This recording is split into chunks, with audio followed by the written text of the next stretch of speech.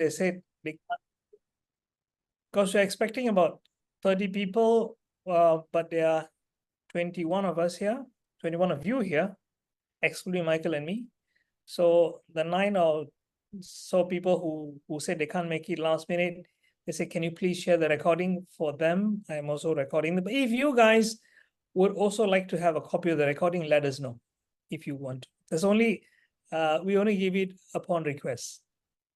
Okay, this is not, it's not available on YouTube. We don't, if I put it in YouTube, it's not available for the public. It is usually private. So if you want it, then you go to ask us, then we can give it to you. Okay, let's go. Are you guys ready? You said you're ready just now, so let's get going. I want to share with you some of the quick things that we have picked up along the way. And there's one more person coming. Michael, can you just let them in, please? Okay, I'd like to welcome you to this professional trainers course. What is it all about? Can you see my slides? Yes, Michael? yes. All right, okay. So how is that you want to become a professional trainer? When I say professional, ladies and gentlemen, can you share in the chat, what is your definition of professional compared to someone who's non-professional? What does a professional trainer mean? Can you use the chat, please? Or you can unmute yourself if you want to, no problem. You're most welcome to do whatever you want. Let's hear some answers quickly. Somebody says getting paid. Wow. Full-time career. Kabi says full-time.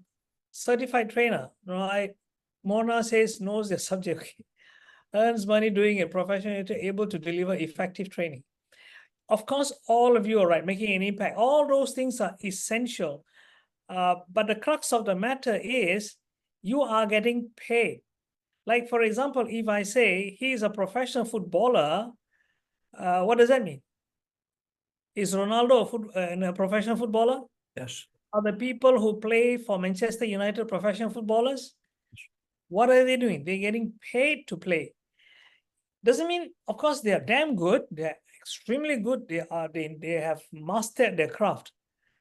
But the point is, there could be some very good football players who are not making any money from that. Am I right in saying so? So you could be a good trainer, you could be a good speaker, and you could be doing it as a hobby. Nothing wrong with that. Maybe you're already happy making a lot of money on your own, and you're just going around doing pro bono work.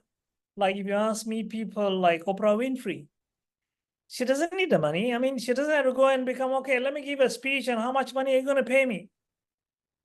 She doesn't have to do that. She has enough money to last generations. Can I say that? But she would probably do is, of course, if people pay her, she would probably take it, but she's not going to have, going to ask people, you better pay me before I speak. But for us who are depending on this for an income, like for me, I depend on this, Michael depends on this. We don't do MLM, we don't do insurance, we are not selling Amazon products online or things on Lazada or anything like that. This is what it is. So that, as many of you said, yes, getting paid to speak. So what is it that is important in getting us to be a professional speaker? Number one is the mindset to win. What do you think I mean by the mindset? What kind of mindset is essential for us to become a professional trainer or speaker? Let's hear from you guys. What do you think it is? What kind of mindset does it take? Does it mean like, oh, I want to make some money from this? Or, be nice. Let me try it and see.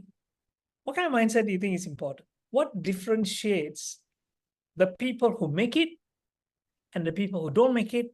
What could be the difference in their mindset? Let's hear some views, please. Okay. Resilience. Azizu says, Vignesh says, passion, discipline, resilience, positive mindset, provider. Can you please explain what you mean, provider, consumer? Afifa? Commitment and seriousness. Yes, Vitri. Deliver knowledge and a way of doing things differently. Yeah. Many people, maybe they are ready to become consumer, but it takes more to be a provider of training. They are a training, they want to provide training, you mean? Yeah. Yes, I mean, it's Mhm. not that hard to become a consumer rather than become provider of the training, or like you are now doing. Okay, let me get this right. Are you saying it's easy for someone to be a consumer, but difficult for somebody to be a provider? Am I just saying? It's about like that. Okay, no, okay. Do you know? Okay, let me just share. Interesting, you said this. Let me just see if I can get this right. See, there are two kinds of people in this world. One are called the consumers. The others are called the creators. There are generally more consumers than creators. Would you agree? The creators are the one who create movies, who create your food to eat. The farmers, the manufacturers, the one who make your phone, your laptops, whatever you see in your house, everything that you consume we are the consumers, but the people who create that, whatever it is, who do you think makes more money, the creators or the consumers? Obviously, the Creators. creators. So I believe that's what you are saying. If you said that, that's what we are here for, to be a great in creating value for people in the marketplace. How do you stand out? How do you uh, uh, differentiate yourself from the competition? You know that whatever field you are in today is very competitive these days. Training is no different. Okay, the mindset that I'm talking about here is, someone said just now, passion. Okay, I see Mona said passion, and I think Vignesh also said passion. Passion is very, very, very, very crucial. And the thing is, you know what it is?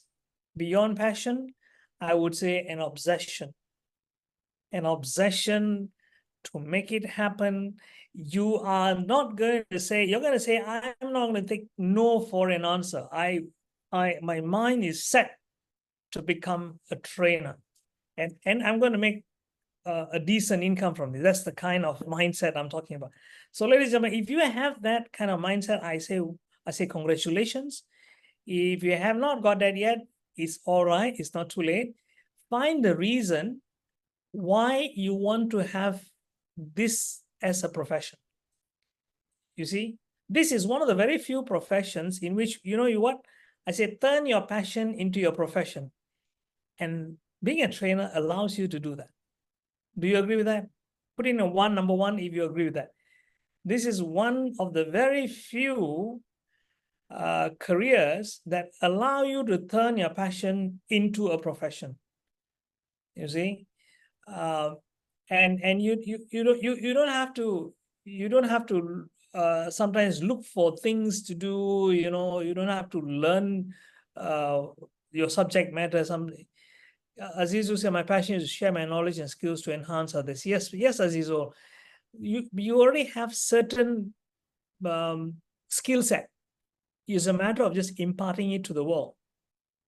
That's what it takes. So the mindset I'm talking about is that you are very determined, you love sharing, and you say, I feel I'm having this such a great, overwhelming interest to share my experience. Then is the right mindset. Number two, we will be talking about what it takes to succeed in a while, what we'll be covering. And finally, how do you get your niche? Okay, there are two kinds of niches. I'll share with you what I mean by two kinds of niches. Well, some call it niche, some call it niche. I just call it niche, okay? The Americans have a funny way of pronouncing things, my friend probably pronounces differently, but anyway, he'll pronounce it as niche. Okay, what does it take to be an exceptional trainer? Let's hear from you guys. What do you think? I have three things here. Well, in your opinion, what do you think it takes to be an exceptional? Do you know there are 5 levels of trainers? 5 levels, huh? The top one is called the exceptional. A Brian or Brain? The Americans are, you all have a funny way of spelling things. Okay. In Malaysia, we spell it differently. Okay. See, the thing is, so what does it take? It's 5 levels of trainers. I won't go into the details of it, just to give you an idea. The middle level, I like to call it expected. Expected means, well, I expected this and I got that. All right, not bad, no problem. How is the training? Can do. Okay lah, Malaysia, Malaysia say okay lah, that's a expected training. Now, below the expected trainer is the bad trainer. People say, how's the training? Don't ask. I wasted my time. Why did you waste your time? I didn't learn anything new.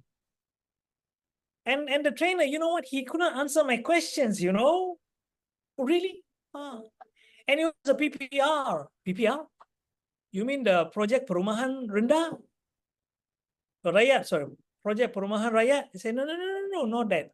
He's a PowerPoint reader. You know what the PowerPoint reader is? All they do is, they stand there, they put a whole chunk of information there, like one, it's like reading a page in a book. And they're standing there and they're not looking, they're not making eye contact with it, they just read. And he was doing that throughout the whole training. Huh? Yeah, worse is a PPR. And below bad, there is one more level. You know what's that called? It's called a criminal. Why criminal? Your friend comes out of a training and say, how was the training? Oh my God, I'd rather commit suicide. You rather what? Yeah, I was just waiting to get out of that room. That fella's an idiot. Who? The trainer, the so-called trainer who calls himself trainer. I'd have killed him, man. He's a criminal. What did he do? Well, for one, he was very rude to us. Rude. Yeah, he wasn't using all those 4-letter words. You mean like wash, iron, and cook? No. Different kind of 4-letter words. I cannot tell you what they are. Oh, okay. Right. What else did he do? He was all over the place. He didn't know what he was talking about. He confused me more than I knew what I went to learn something. I'm walking out more confused than before. That's called a criminal. Then above, remember, middle is expected. Above expected is what is called a good trainer. What is a good trainer? Your friend comes and says, how was the training? It was good. I learned quite a lot of things. The trainer was quite knowledgeable. He answered all the questions. Did you learn something? Oh, yes. Very nice. I like it very much. Okay. Would you go through the training again by this person? Yes, I would. Anything great about him?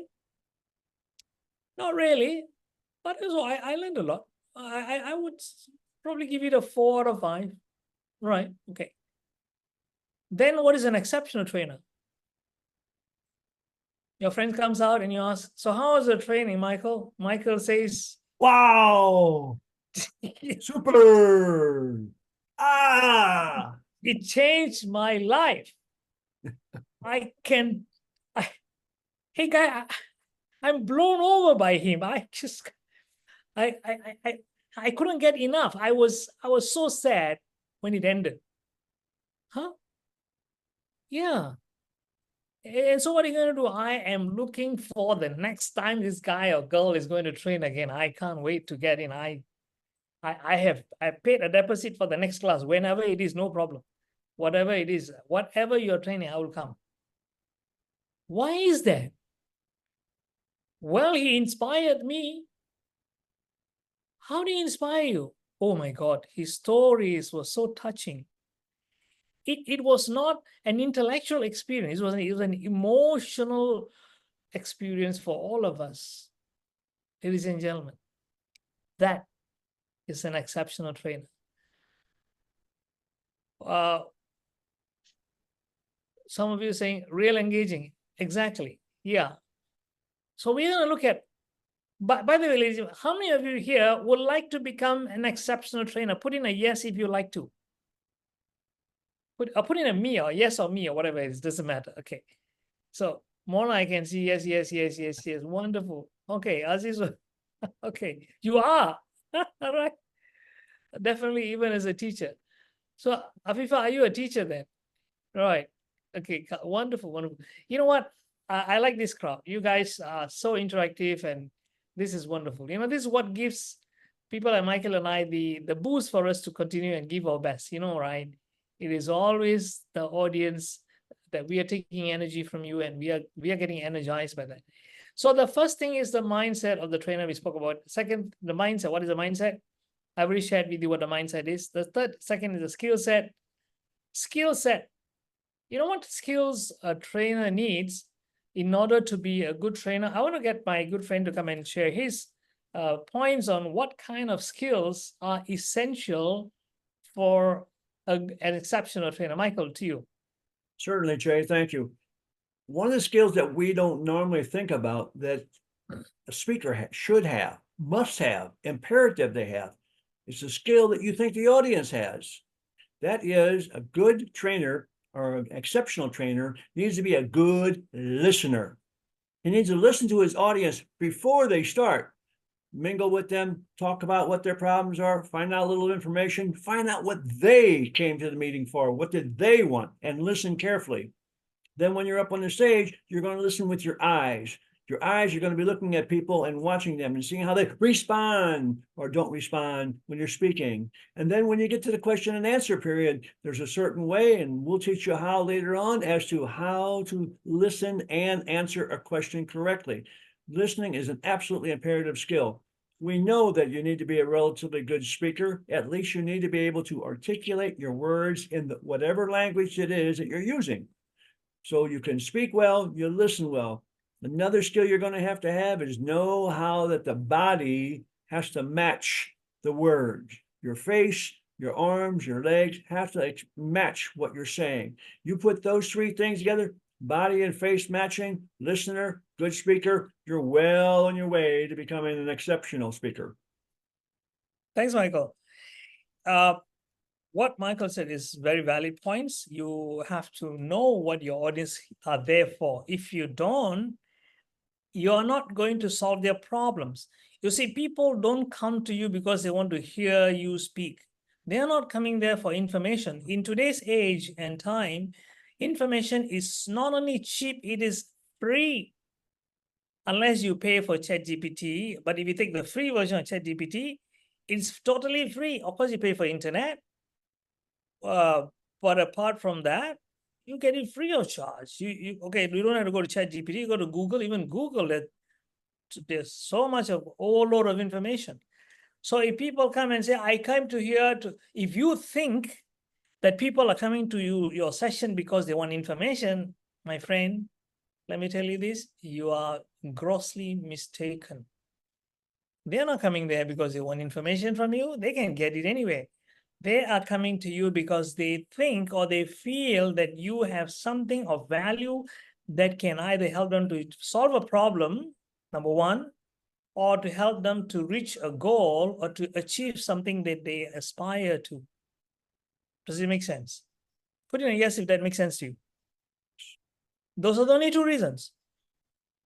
They're not coming there because they say, oh, I heard that Michael, oh, this great man is going to speak. Let's go and listen to him. Oh, I heard he's a very entertaining speaker. Well, those things can be helpful. Entertainment, yeah, the stories and all of that. But in the final analysis, people come to us because they have a problem. They are seeking solutions, and they see you as the solution provider. I'm going to share with you in a while my 3D approach, which will cover the skills, essential skills. One of it, which is Michael said, which is knowing your audience. I will share that in a while. I call it the 3D. I'll show you what the 3D stands for in a while. So apart from that, the skill set, there is one more thing, which is called a tool set. Okay, the tool set would be quite obviously all the things that you need. You see, if you're a doctor, you cannot be a good doctor without a stethoscope and without your injections. Am I right? So the same way, if you're a surgeon, you need the whole range of tools. If you're a carpenter, you need the hammer and the screwdriver and the saw and the whole range of, so many other kinds of more specialized tools. So the better carpenter would have more refined and more advanced tools. Similarly, you need to have the various tools. Sometimes we are a little bit stingy, I would say, or maybe we are not learning how to use the tools. One of it, of course, like the softwares like PowerPoint. And now with AI is a wonderful tool. In fact, yesterday, Mike and I, we had a meeting together, we were chatting. We were just talking about how AI can help trainers. So if you are going to be afraid of it, it's not for me, then you're going to be left out.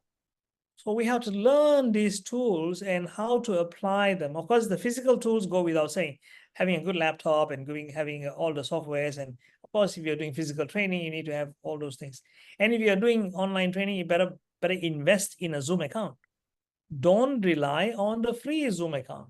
You know what are the restrictions and limitations of a free Zoom account? I don't know how many minutes it allows you, 40 minutes or so? Imagine you run a seminar with 40 minutes.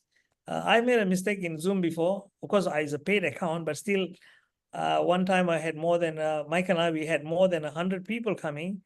And I didn't realize that my paid account was still restricted to 100 people. I had to now pay extra to upgrade my account. So 40 minutes. Okay, Carl, thanks. So I have, Michael's account is even more. He's got 1,000. Yours can accommodate 1,000 people, Michael? 1,000, yes. 1,000. Okay, mine is 500. Okay, still not as upgraded as yours. Okay, ladies and gentlemen. So the three things we need are mindset, skill set, and tool set. That's where the success comes. But why but?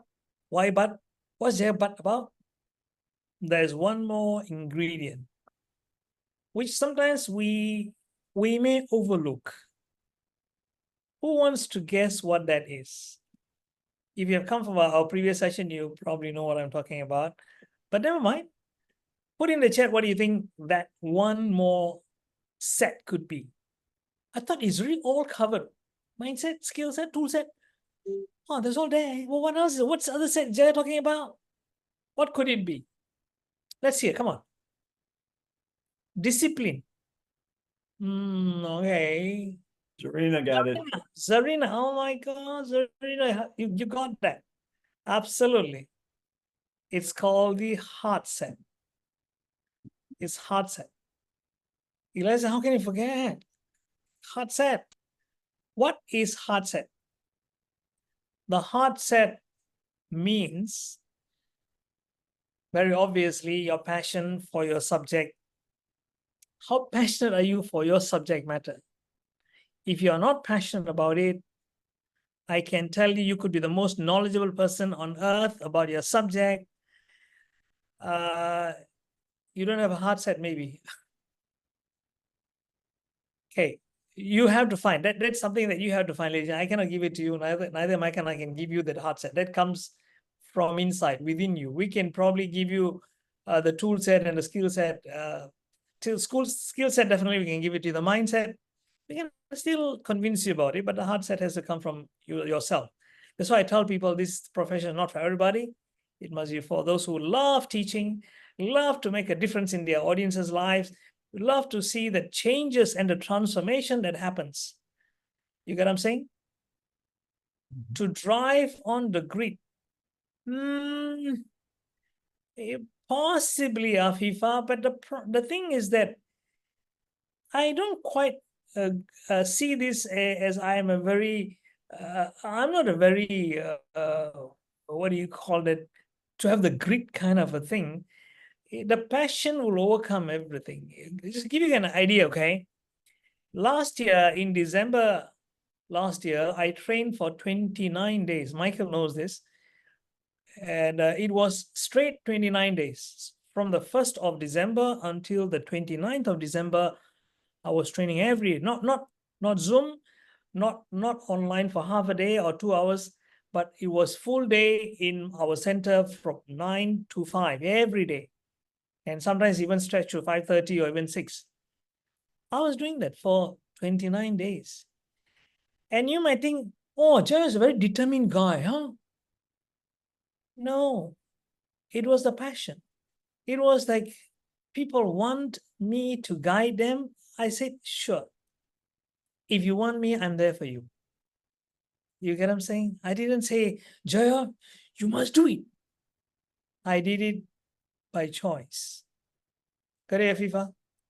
You know, some people, I tell people, if you're going to do this because you're going to, you know, grit your teeth and say, oh, I'm going to do it. I said, don't do this then.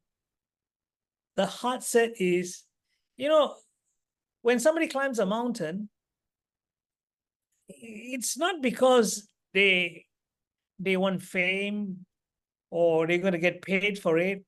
It's because they're passion. They just want to reach the top, and that feeling. You get what I'm saying? The feeling.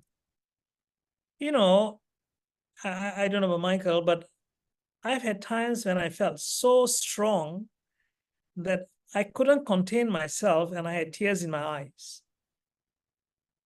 You get what I'm saying? When that happened was, especially when I worked with young people, when I worked with Focus by Goldman. Okay. What was told passion makes the grit. Okay, maybe in that sense, correct. If you say, if you mean it that way, Afifa, I can agree with you.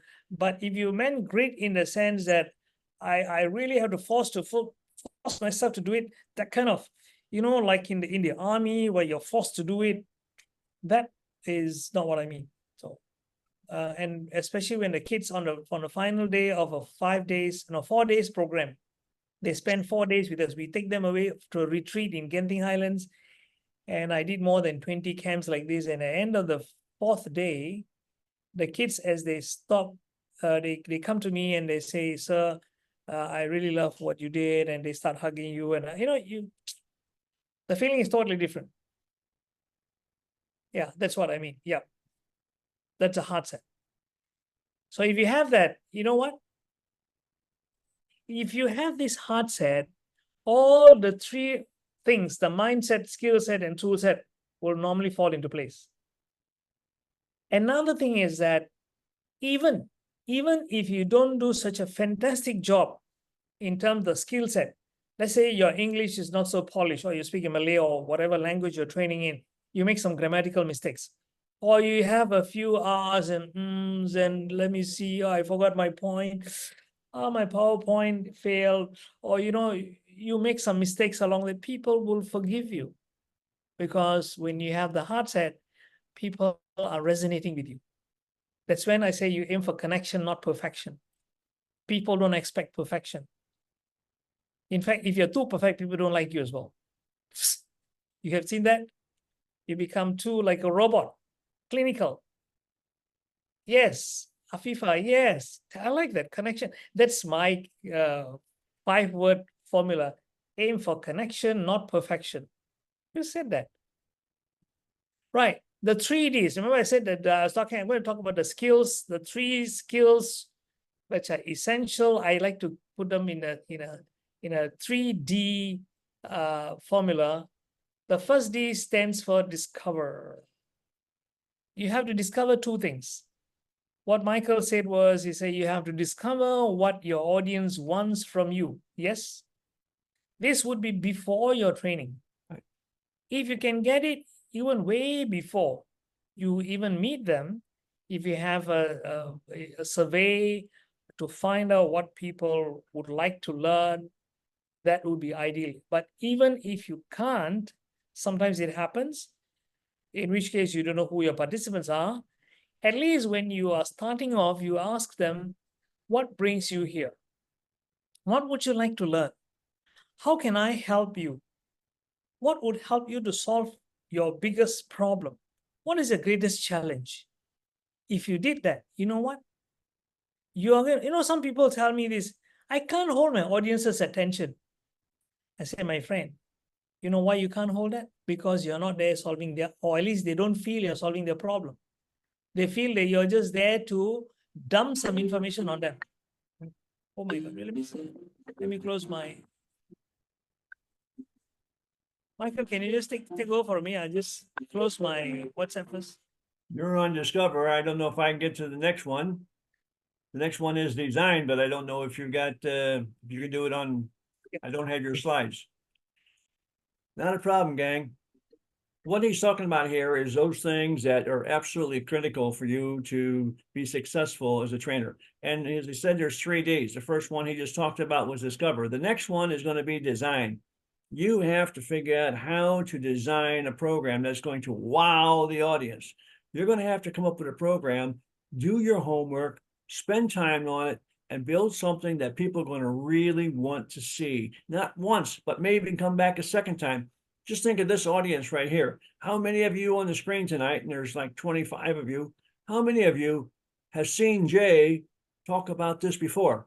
But you come back. Why?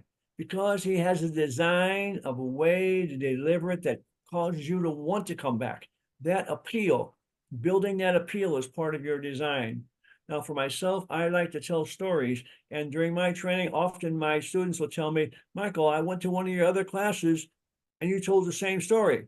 Well, that's because I designed a story that I could deliver in several different classes, different topics. Same design, I deliver it well, I practice it well, but I can use it. So when you, after you discovered what you want to give your audience, then you need to design a package that's going to be deliverable. You got to bring it from the heart, as Jay was saying earlier. And when it comes from the heart, you won't forget it once you design a good one. Jay, do you want me to continue to deliver, or you want to do it? No Now, problem. hit the deliver button. So Yeah, the third one of the 3 days is to deliver. Now, how are you going to deliver? Well, there's a lot of ways that you can deliver this to people. And when you do that, it starts with you at home in a mirror. That's how I start. I don't know how you start. When you're going to deliver something, you want to deliver and make sure that this gives a package. Take an example. You're a package person. You're doing something for Amazon. The packages come from America. It comes to Malaysia. The person comes to your house, knocks on the door, gives you the package, and they deliver it to you. And then then the delivery person walks away. Who has the merchandise? The audience, the person you gave it to. When you deliver, you need to make sure that they got it. Don't think, well, I'm the smartest person in the world about this topic, so I know what I'm talking about. No, you need to educate your audience about the topic so that they leave with it. They need to discover it. You got to deliver it and make sure that they have it. You're the delivery man. You pass it to them. It's theirs. And if they walk away and they understand what you were talking about and they have actually learned something or gained some knowledge, then you have truly delivered. Mr. J? Michael, that's a wonderful analogy. I would never have thought of that. I just thought about it now while I was working. Isn't that so creative? You know what? This is where someone who is very experienced can take something and relate it to something that is totally unrelated and makes sense to us. So you blew my mind. So absolutely right. You see, the fact that you said that once the parcel reaches the person, like let's say you got a parcel coming in, so now it's in my hands. So when you do a good delivery, you know what? I heard this from Anthony Robbins, who said the quality of your communication is the quality of the response you get. So though, if you want your audience to respond to you, not only to you, but respond in their own life, where they take what you're teaching them and go and applying in their own lives, so your communication should achieve that. If it doesn't achieve that, that means you failed. So that's what proper communication is. In this case, in our case, is delivery. Allow me to add one more point to discover, apart from what Michael just now shared about discover, is that discover it also means discovering for yourself what you are best in teaching. What is your niche? Which is what I'm going to share with you in a while. So stay tuned, stay focused with us. And I'm going to share with you in a while how to find your best niche. Okay. So far, is there anything that any of you would like to add to what Michael and I have shared with you, or you might want to clear anything about whatever we have shared? Mona, anything you want to ask us, or Kavi, or Kumar, or anyone at all, if you want to, or it doesn't have to be asking us a question. It could be your own point of view. It could even struck a chord, and you say, what Michael said, this triggered my thought, or an aha moment for you. or what Jaya has said, yeah, it really resonates with me. I like to hear your takes from whatever we have shared, because for us, is what you're going to take away from this. It's not so much of what Michael and I have to say. Mike and I, we can go and talking on for days. We can go on, trainers. We can just go and talk. But that's not the most important thing. What is that you have taken away from us so far? Can you share with us one or two things you have taken away? If you have any doubts or anything you want to clarify, we can. This is the time for you. Come on. How do I start? How did you or Michael start? Okay, sure. We will address that for you. No problem. Anything else you would like to ask? Okay, never mind. See, no other questions yet. You August, Sir, hi, Hafiz here. yeah, hi, Yeah, Hafiz. I was understand that the very important thing is the heart set Yep. to become an exceptional trainer. So how long it takes that we want to get the heart set or very high level heart set? So it means that we are very passionate in what we are doing about in training. I believe at the first time, maybe maybe it's ups and down, and how we want to build up the heart set, a good heart set as a trainer, professional trainer. Thank you, sir. Hafiz, the answer to that is in my next section, so I will answer that for you. So we will not cover that at the moment. You will get that answer. That will be answered in a few minutes' time. Jake, can I Thank say, you, sir. Jake, Sure, can I give sure. them a very short story? That somebody asked, how do we get started? How do Yeah. we start? And I got a very short example for you. For the folks in the audience, when I was in high school, and I'm going way, way back now, when I was in high school, my last 2 years, the teacher said, Michael, you're always talking in class. And they would take notes and they would send it home to my parents and tell my parents, Michael's talking in class. He's disrupting the class. Please tell him to be quiet in class. Well, guess what, folks? In high school, I used to get in trouble for speaking in class. Now they pay me to speak in class. You see, I found my passion, and what I had to do is I had to look inside me many years ago, almost 35 years ago, look back and say, what do I want to be? I was in the military. I was going to get out, and I said, what am I going to do? What can I do? I can't be military after I get out of the military. I got to do something. And I realized how much I enjoy speaking and talking. So I took that skill and decided the best people who are have skills of talking and teaching are trainers. So I started becoming my own training company, and that's how I got started. I found out what I was very good at, and that's where I went to. Hey, Michael, let me share my story, which is slightly different or very different from how Michael started. I was just the opposite of Michael. The kind of people who I would say I was never trainer material. I was the shy one, the quiet one, the low confidence, whatever you say, low self-esteem. I was so shy that in Form 6, when I was doing my HSC, which is now called STPM, I got bullied by 2 girls in school. So you can imagine what kind of person I would have been, right? And that I didn't like it anyway. I hated myself for being that. And when I went to college, one of my lecturers who noticed how shy I was gave me a book called See You at the Top by Zig Ziglar. And I read that book, and that book changed my life literally, because it said, whatever you are afraid to do, just do it and your fear will disappear. So he said, action cures fear. And another thing it mentioned was learn public speaking and presentation skills and communication skills that can literally change your life, because it's the most important skill for any human beings to learn. So I went on a journey of learning to speak well, to communicate, to improve my language, to improve my confidence level and everything. And guess what?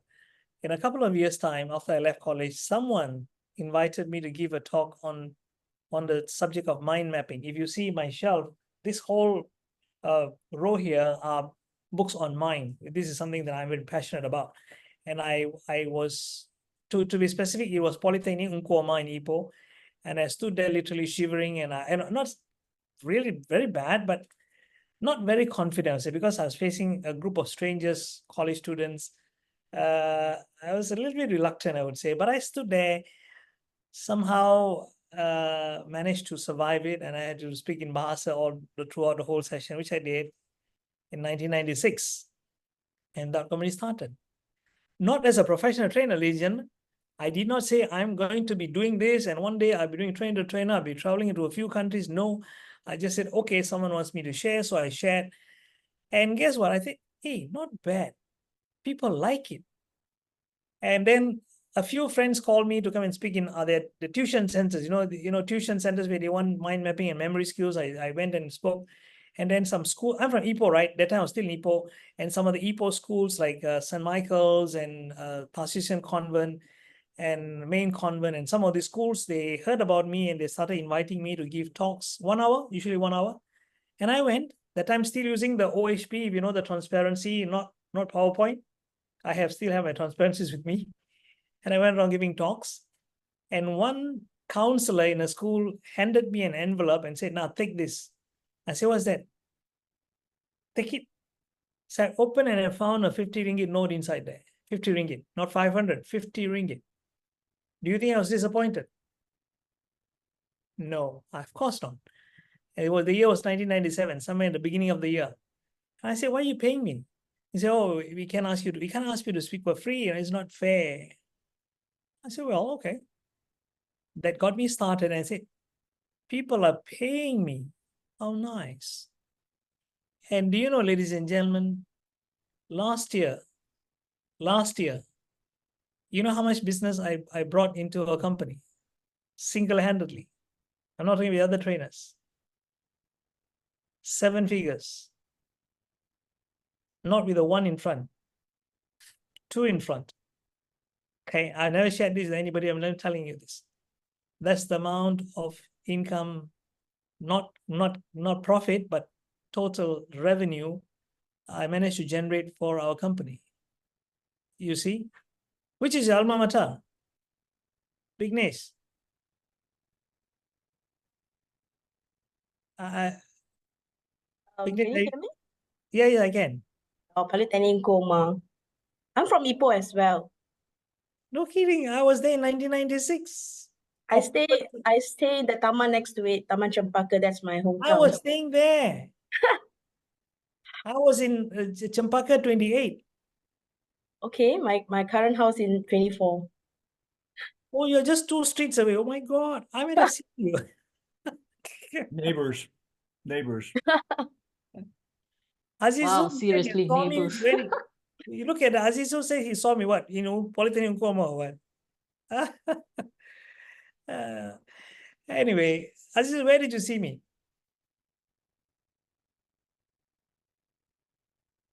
Oh, you saw him. Oh, wait. Hafiz. Wait, Hafiz is from the Star School, Sekolah Tukul Rahman. Am I right? Azizu.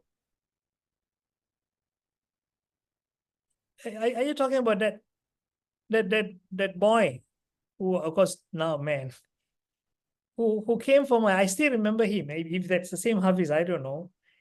He came for my session in Star. Anyway, so the point I want to make is that, see, it doesn't have to be like Michael, who said, I used to speak a lot to become a trainer.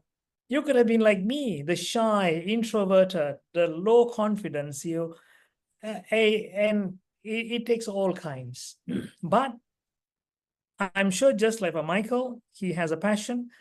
I had a passion for my subject, which was mind mapping and memory skills. Now, someone asking the question was, how do you get the passion? Okay, I'm gonna answer that for you in a while.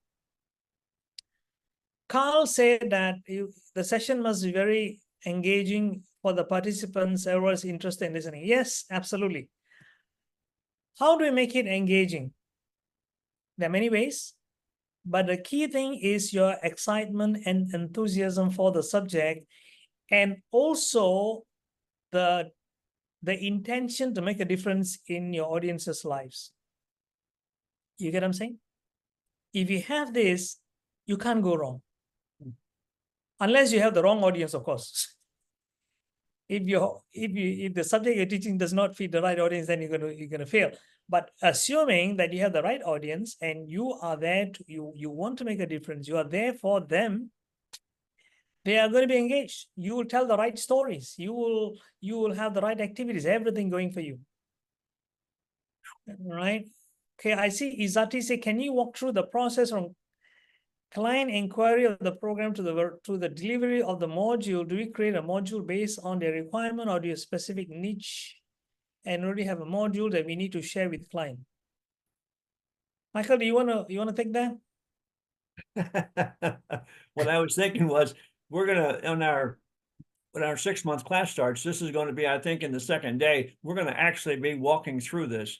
And it does take more time than what we're going to have for this evening. But I can tell you, you're going to spend a lot of hours when you get started building your package, your slides, your delivery method, what you're going to say, and so forth. You don't want to put it in stone. You want to put it in your brain, because once it's in the brain, now it's malleable. We can change it if we needed to. You put it into stone, and when you get a customer who wants your module, but he wants you to modify it or whatever, you're going to have a hard time. But when it's in your brain, you can come up by changing the words automatically, and it does flow. So you need to build a program. Yes, you need to have slides, you need to have a structure, that's all there. But you also need to make sure that you have it in your brain so that it's malleable, it's bendable, it's shapeable to meet your customers' requirements. Yeah, let me just add on to what Michael has said, is that you see, it's just like if you go to a tailor, the tailor will measure you and make the suit to your requirements. Because when you buy clothes off a shelf, it may not fit you perfectly. Sometimes it does, but most times it doesn't.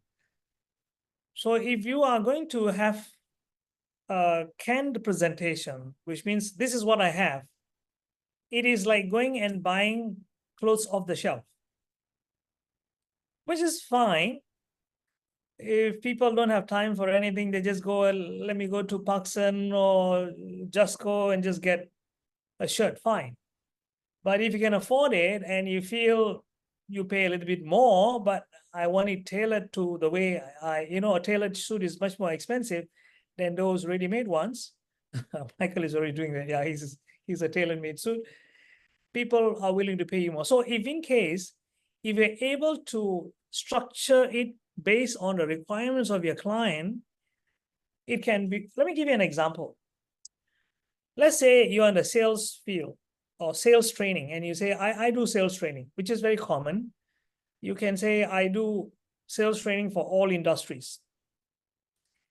Then people may not pay you premium. You get what I'm saying? But if you say, I am doing sales training only for the automotive industry, or it is designed for the automotive industry, or designed for the insurance industry, now you can go and show your potential client, look, I will be addressing how you can sell more cars, not general sales or, the sales cycles, make appointments, after that, go, do a presentation and then close the sale, overcoming objections. No. Yes, I will cover that, but specifically for the automotive industry, my examples will be tailored for you, your salespeople. Now, if you're talking to the sales manager, he'll be very happy. You know why?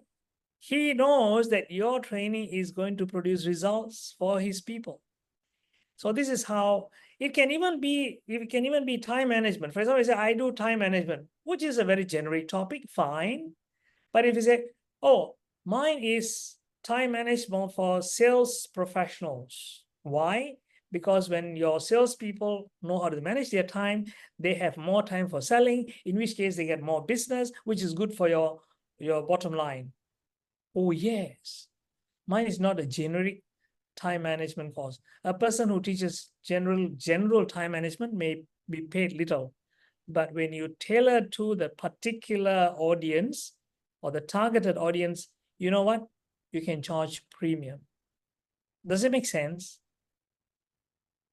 Tell me if it makes sense to you all. By the way, Hafiz, are you from Ipoh? No, I'm from Tanjung Malik. Okay, did you happen to study in Star School? No. I'm studying at Teluk Intan, and then I'm Okay, also a different. poly student. I'm a poly student too, Okay, but poly student at Johor. Oh, okay, Joe. No, because someone said Hafiz, because I still remember this young boy that time he was in Form 5. The reason I don't remember all my audiences or participants' name, but this boy's name stands out in my mind. He was named also Hafiz. I don't remember his full name. I was in that school to coach the students on study skills and memory, and I'm talking about 97, 98. And you know what? After that, he started teaching students his juniors in the school the things that he learned from me. And his teacher called me and said, you know what? He said, this boy Hafiz is brilliant. He's helping his schoolmates with what you taught him. And I was totally blown over. I said, really? He said, yes, I met that boy, brilliant boy. So, but there could be, but I'm sure yours brilliant. But the point is that I was thinking when you were talking about Ipoh and Hafiz, I said, oh my God. I don't know where he is now, Izzati. I don't know. I really don't. I mean, that was my last contact was that brief moment. And after that, I lost touch with him. I didn't keep in touch with him. Oh, your husband is in. Oh, really? Okay, I don't know. But it was a long time ago. It was 1997, 98, those times, not very recent. Sekolah Tunggal Rahman Ipoh. And as you know, is one of the premier schools, right? Oh, really? Okay. Look at, could be a coincidence then. Okay, let's move on, ladies and gentlemen. We have a lot to cover, Mike and I. Okay. So how do we discover your best niche? Designing an awesome program, as Michael said, how do you design in such a way that it impacts people, change people's lives, make them hungry for more, make them staff, not just hungry staff for, oh my God, I want more. And how do you stand and deliver like a professional? Remember the guy who delivers your parcel professionally? I'm just kidding. How do you deliver like a professional? How do you be like let's say Steve Jobs? He's a master of presentation. How do you present like some of the TED Talk speakers? Do you know that they're able to give you a punchy presentation in anywhere between 12 to 18 minutes? Some of those talks can literally change your life. You don't need to do a 1 day, 2 days presentation. A short one can be also just as good. So what if you can be at least 30% or 50% like those TED Talk speakers? Do you think that'll be great for you? Would you like to have that? Put in a yes if you like to, ladies and gentlemen, that I aspire to be like some of those top TED Talk speakers. You know what? We have good news for you, because that's where we are heading. Mike and I, we have good news for you in a while, where we are going to groom a small, tiny group of people to achieve excellence, to become the exceptional speaker and trainer. But before that, let me just share with you what is a niche. I like to say a niche can make you rich, or sometimes you can say riches in the niches. This is my niche, of course, where I used to do this. I do less of this now. This is my presentation where I had 1,000 people in the audience. You can't see me because I've blended with the background there. That's me. And this is what I have been doing all my life, right? Next, how do you choose your niche? Okay, how is that what is it that we have to do?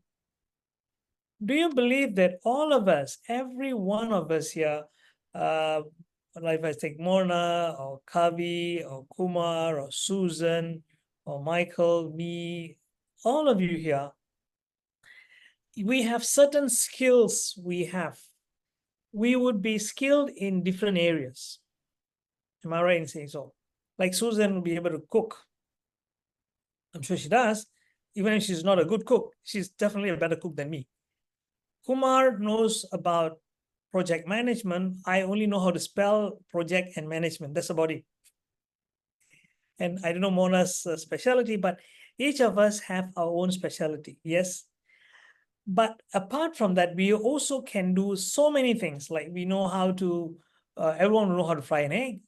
You know how to drive. You can speak English. Some of you can speak Malay. Some of you can speak Mandarin, Cantonese. Some of you speak Tamil. So we have different skills, correct? Should we teach all of that? The question is, what is it that you can do? We can do a lot of things. But should we teach that? The answer is no, because we must also ask ourselves, what is it that the world wants to learn? What is painful for people? Oh, I don't know how to cook. I wish I can cook. My husband is always scolding me that I can't cook. So that is a pain point. Oh, I wish I can create content. I don't know how to create content. Oh, that is a problem. I wish I can get more customers. I don't know how to do that. I don't know how to do marketing. That is a pain point. So these are things that people want. What are the pains that people have? But then there's some pains that people are willing to pay to learn. Some people some things are so painful, people say, I don't mind paying for it. So that is what you say, what the world is willing to pay for. It's so painful, I don't mind paying something to overcome this pain. If you can find this confluence of these 3 points here, this becomes your niche. You got it? This is where your niche is.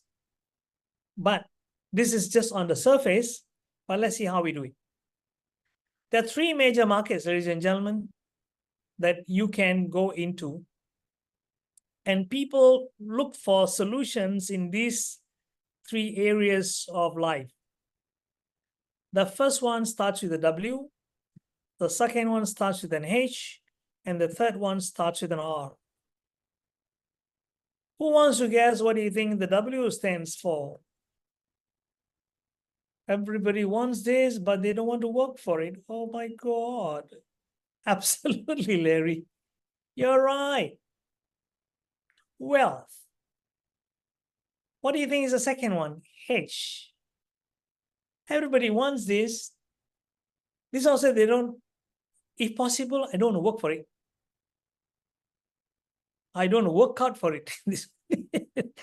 Elijah's got it right. Elijah's got it right. Yeah. Many of them got it right. Yeah. Mona and Hafiz, and yes, health. Absolutely. And what do you think the R could stand for? Ralph. REALTH, Ralph. Yeah, absolutely. Obviously, right? He must be, if it's wealth, health, then health. Make a guess what do you think R stands for? Asha? Relationships. Richer. Rich and wealth are the same, don't you think so? Asha? If you're rich, you're wealthy, lah. You cannot be wealthy and not rich, right? So that's not it. But the thing is, we are talking about relationships. And you know something?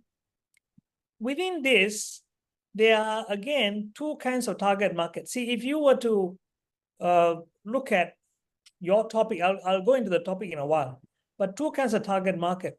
One is called B2C. What's B2C? When you are a trainer, that means you are running a business, yes? So your business to customer. Yes, absolutely, Mona. What do you think is the second one? The second one is obviously, which is B2B. I ask you, as a trainer, do you think we can have both or only one? Tell me. Yes, Vignesh. Yes, absolutely. Both can. Yes. Can anyone give me an example that you can think of? Focus on one. Should we? Should we focus on one? Izati? Not necessarily, You don't have to focus on one. Okay, see. I see Eliza and Simon are saying that. I'll explain why you don't have to focus on one. But those who say can be both, can you tell us why? If you have limited resources, well, possibly. But those who say no, you want to share with us, you can unmute yourself and share. Why do you say we don't have to B2G? Oh, okay, government. Okay. Wow. Well, I do three then. I do B2B, B2C, and B2G. That's right. I didn't. Okay. Actually, Izanti, it depends. It depends how you look at it. Okay, it depends. I'll share with you. In a minute. But just let's hear from the rest of them. As a training provider, B2B, you need to work with others. For example, if you don't do public training, you can join other training providers to deliver the program as a trainer. Yes, absolutely. Okay, let me share with you all what I mean by B2B and B2C. Of course, you can decide to focus on one, and not necessarily. I'm not saying all of you must do both. Okay, like in the case of Michael, I think Michael does mainly B2B. Yes, Michael? I do B&B and B&C, but I do public training for B&C, and I work with corporations to do B2B. Yeah, but in your case, the point is that you don't directly market yourself to customers. You have got No, I don't market myself. My marketing budget for the last 29 years has been zero. Correct. So Michael doesn't market or target C or customers, direct end customers, but he works with training providers who get the customers or the audience for him. But in my case, where I have been doing all of the promotions myself, of course, recently I have worked with some training providers and other partners, but I have been mainly been on my own. So those days I used to advertise in the newspapers, star newspapers, if you know. So I had to advertise for my programs, and of course there are many ways of doing it. And I've also been appearing on the other media like TV and radio and all kinds of media for so many years. But the point I want to make is that I have trained with my topic. I have gone and trained Petronas and Bank Negara and OCBC and so many other organizations, which is B2B. But I have also put together my own training programs, and people have come to me, and we have done this training. So which pays more? B2C pays more, but the only thing is that it takes more effort. You get what I'm saying? So you can see. But I want you to figure out what is your niche. For example, let's say you say, I want to speak on wealth. Is wealth a very big topic? Yes or no, ladies and gentlemen? Do you think it's a very diverse topic? Okay. All right. Yes. Okay. Now let's look at what could go into wealth. One of it could be investments. Yes. Then there could be marketing. Then you have sales, SEO. All these are, you know one thing. Some of these topics would be more appropriate for B2C. Some will be more appropriate for B2B. Would you agree with that? You see, like for example, if you think marketing, it's likely to be B2B. But when you talk about investments, let's say stock investments, property investments and stuff, then it can be B2C. Sales can be both. Yeah. SEO usually is B2B. Google Ads again is B2B. Training and coaching is more B2C. Content creation could be B2C and could be B2B as well. Nowadays, everybody is creating content, regardless of whether you are a big business or not. Web development usually is B2B. And then there's a whole lot of other topics. And you can even sub further into the, remember I said about sales, you can say, I do sales training, or you can say, I do sales training only for insurance industry. Or I only train sales for real estate people. Somebody comes and calls you from the automotive industry. Can you do sales training? No, no, no, no. I only do it for real estate. So you can brand yourself that way. And there's an advantage in that. You know what? It's easier for you to target your the audience that you want to speak to, and people in that niche or this industry will look for you. Okay. So there's pros and cons to each. So the health submarkets will come on the side. Fighting cancer could be one. This will be more of course B2C, right? Yoga is B2C, but they can also be B2B. I have a friend, one of my past students, TTT students, who's teaching yoga in for like, I think she's working in one of the banks. So every week she goes in twice a week, and she teaches yoga to the people. Yeah, fitness at work could be one. Yes, you're right. You're right. So you're getting it. So you see, diet, this is probably more B2C, I would say. Alternative medicine could be again B2C, and health is more towards B2C, I would say. Don't you think so?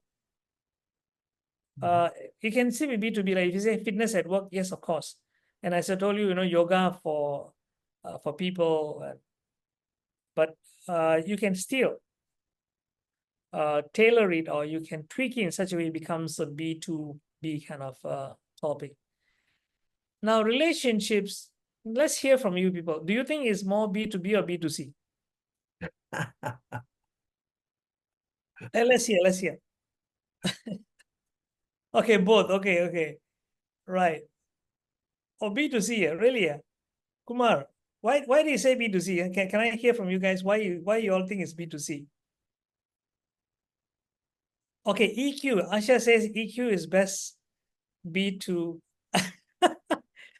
Why can you, Izati, when I think of relationship, must it be marriage alone? Okay, EQ definitely is also relationship, right? How about communication? How about public speaking? How about customer service? Yeah, you can, I say both. You can sell how to foster good bond with customers. Teamwork, yes, actually, yes. Look, team building is a very good example of relationship, isn't it? Customer service, B2B, personal, B2C, professional, emotional, healing, balancing, Google rating. How is that? Okay. Reviews, you mean? Team building. Okay. So as you already said, leadership. Now, leadership again. Michael is a pro on leadership. He's a specialist in that. He does both for B2B and B2C. And yes or not, Michael? Right, that's correct. Because we all know that people don't think about leading themselves. They only think about trying to lead other people. And when I'm doing it B2C, I focus on the individual person leading themselves so that they can lead to be a better performer or better leader, and then they can lead others. In corporations, I go in because I'm doing B2B to the executive staff, HR staff, mid-level managers, because they're managing a bunch of other teams and they don't really know how to lead them. This is one of the fallacies of this subject. We see a lot of people who say they teach leadership, but my question is, do they really have the years of experience and background? Because you have to look at both. When I teach leadership, I teach B2B and B2C almost the same time to the same audience. Absolutely. Yeah. Larry, you do team building.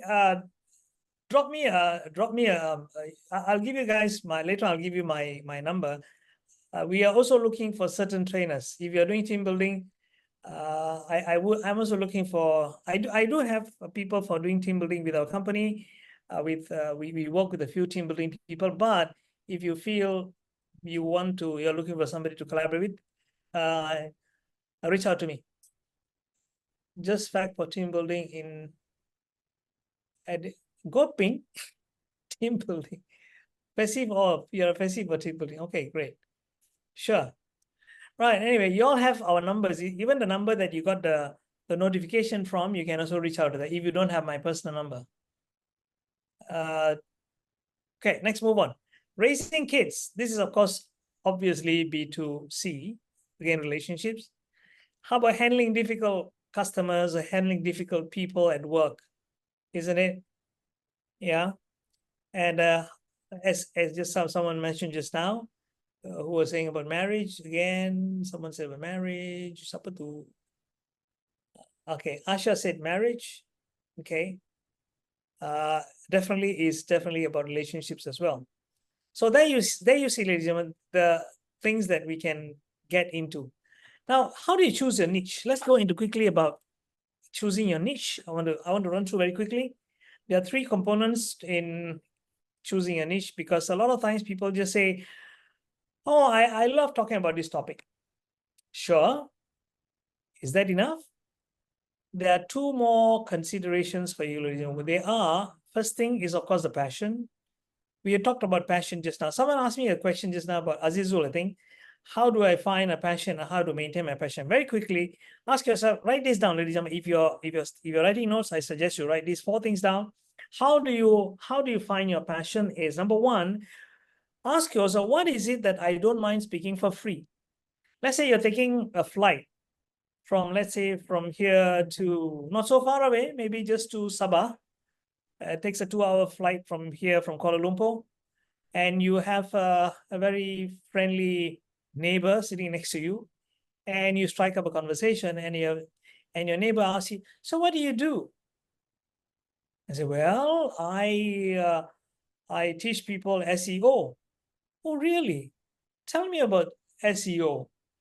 And you're sharing a lot of information about what SEO is, how you can get more business, and how SEO has helped you. And for 2 hours, okay, at least for 1.5 hours, you are talking about it, and your neighbor is not going to pay you anything for it. He's not going to say, wow, I learned so many tips. Here's 500 ringgit.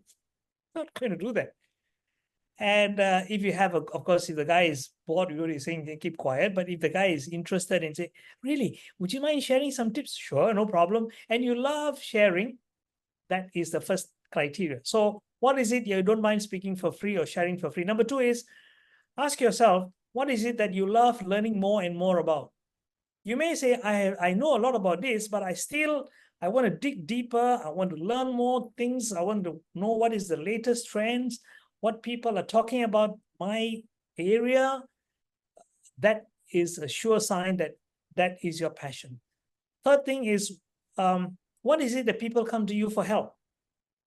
You find people come in and say, Morna, can you tell me, I see you've lost some weight over the last 6 months, and wow, okay. You mind telling me your secret? So you have a few people asking you, maybe I should teach people how to lose weight. You get what I'm saying? So this is what I mean. So third thing is what people are asking you for help. Finally, the 4th thing is, this is optional, but if you can have it, is wonderful, which is there something that has helped you in your life personally? This thing that you like to talk about is something that you personally have experienced and you have gained from this. If you have this, I tell you, you will speak in a way that you can touch people's hearts. You don't have to worry about being perfect. You just can go on and on and on. Next thing is, of course, your competency. How do you develop yourself to become good at it? There are ways by which you can do it. Of course, go on a journey of non-stop learning, continuous learning. As my good friend Michael said yesterday, he said, the more you learn, the more you earn. Yeah. So go on and of course, build your competency, find out what the market wants, find out what your competition is doing, and all those things. And finally, there is the market. What I mean is, if you want to become a professional speaker, because today's topic is on professional speaking and training, if you want to earn a living, you must do something that the people are willing to pay for. Would you believe that? Let's take sports for an example. Which sports do you think pays the highest? Which one? For example, if you play football and you play at world-class level, you are going to be multi-millionaire. But if you say, I play sepak takraw very well, okay lah, not bad. But don't expect to make the kind of millions of dollars, correct? If you say, I play badminton extremely well, well, it pays somewhat, but it would not pay you as much as a football player. Can I say that? If you play golf, fantastic.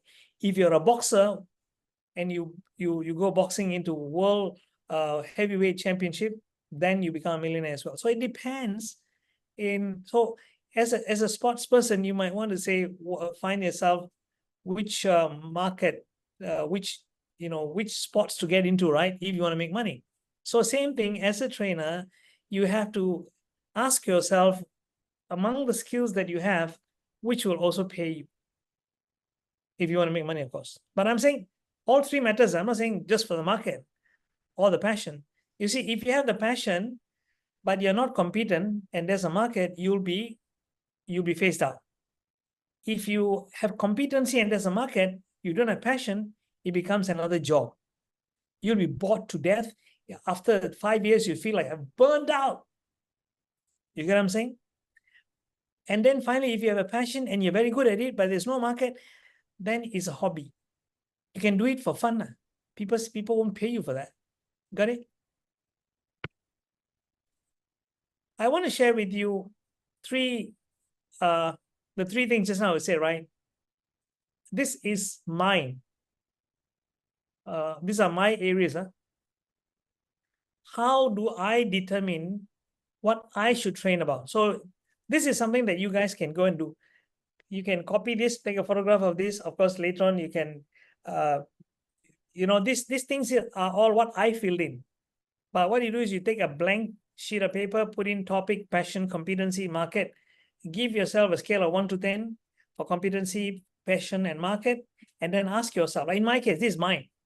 I love training kids. Okay, I've been doing that for 28 years now. Training kids on my program is called Study Smart. Of course, now I call it Study Smart Formula. So I ask myself today, this is from today's standpoint, my passion those days was probably 10 out of 10 for training kids.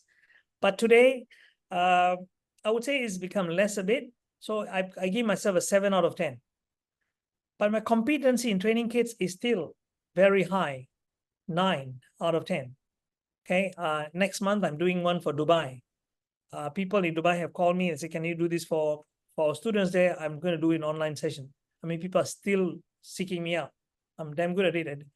But as far as market is concerned, I will probably put it at a 7. It's still quite high because parents are willing to spend on their children. So if you see, I totally up, it becomes 23. Now, if I talk about train the trainer, like the TTT train the trainer or our professional training course that I'm going to share with you in a while, my passion is 9. You could probably see that as I'm talking to you that I can just go on talking nonstop and I can just share on and on and on. I'm also competent. I'm very highly competent in this. I know my topic in and out, and I'm very passionate about it. And the market for this is huge because, thousands of people in Malaysia want to become better trainers because they know that they can earn a decent income from this. So now I have got 27 in that. Another topic that I teach, which I have done for quite a lot of corporations and also the public, is speed reading. My passion is current. These are current. 7, I would say, but my competency is 9 out of 10. Very few people in this country do this. But my market for speed reading is very low. If I go to a company and say, I do speed reading, they'll ask you, what's that? Only those companies are looking for it, which is a small percentage. It's only 3. So it'll take a hard time for me to market it. So altogether it comes to 18. Sorry, 19. 19, okay. Excuse my maths. I failed my maths in school, so embarrassing. No, anyway, mind mapping, my passion is 8. My competency, I would put myself as 8. Market will be about 5, okay. It is about 21. So speeding was 19, this is 21, 23, and 27. Which you think I'll choose as my first choice to train on? Obviously, train the trainer. If in case I want to try something else apart from train the trainer while let's say I have a few days off, and then I will go into doing study smart program. If I feel okay, I want to do something else, and I will now go and probably talk to people about, well, I also do mind mapping. You want to come? I could still do that. Now, this is how we determine what we would like to train on. This is if you want to have something that can give you some direction on how to discover your niche, this can be a way to do it. Some people say, oh, this is very much like the Ikigai. I say, I don't know, but so happened I came up with these 3 things, and Ikigai also talks about this thing. Okay, that's a coincidence. But at least if you give yourself a number, you can see some kind of a structure to that. Now, also people ask me this question: do you think can I do more than one niche? I would say yes, but do not start out with 10 niches in the beginning. Choose a niche, but as you go along, you may, and not say you will, you may find that there's something, the market changes, or you yourself find a new passion, or people asking you to teach this, but don't jump in and say, yeah, I'll do it. Ask yourself, sit down and see, is this aligned with my vision, my mission, my passion, and all that? If it does, then no problem, you can do it. I started with only 2 things. For the first 8 years of my training career, I wasn't teaching anything else. Memory, mind mapping, memory, mind mapping. That's all I was doing. But someone came and said, hey, can you teach our people how to speed read? I said, I don't know that. I thought, wait a minute, people want it. Let me do some research, because it was related to what I was teaching anyway. And today, of course, I'm known as a speed reading trainer. You go and Google, you'll see my name coming up. So I want to ask you all to share with us what you have taken back from us so far, from Michael and me. Michael, anything you want to add to what I've shared before we open for Q&A? No, I think, Jay, you went over most of the things correctly this evening, as you have done before. But on this last topic, just as an example, when you were talking about 1 or 2 niche, what you're going to use, for myself, when I got out of the military, I had already been doing something called Lean, the Toyota production system, lean manufacturing. I had been doing that for 26 years. So I said, this is what I'm going to be talking about. And I started training on that.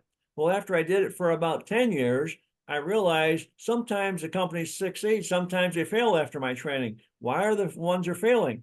And I found out it was a problem with leadership. Well, during the military, I also had learned an awful lot about leadership, but I didn't choose it as a niche. So then I started having 2 niches. I had a niche for lean manufacturing and a niche for leadership. A couple years later, I got a bump on the head one day, and I said, you know what, Michael, you should teach lean leadership. And now that's my biggest selling class, is lean leadership. I'm still teaching lean, but I'm teaching it to the leaders of the company, and they start the program, and it just excels and flies like great.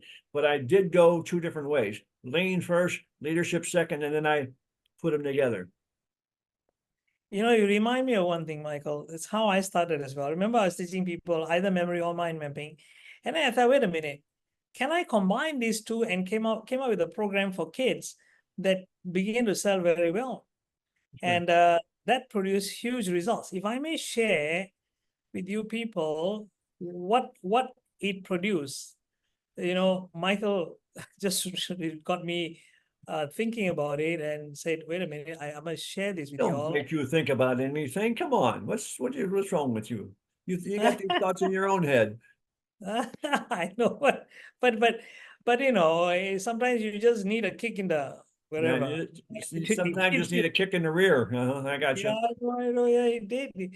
Yeah, and you know, you are good at doing that for me, you know, Michael. I like that.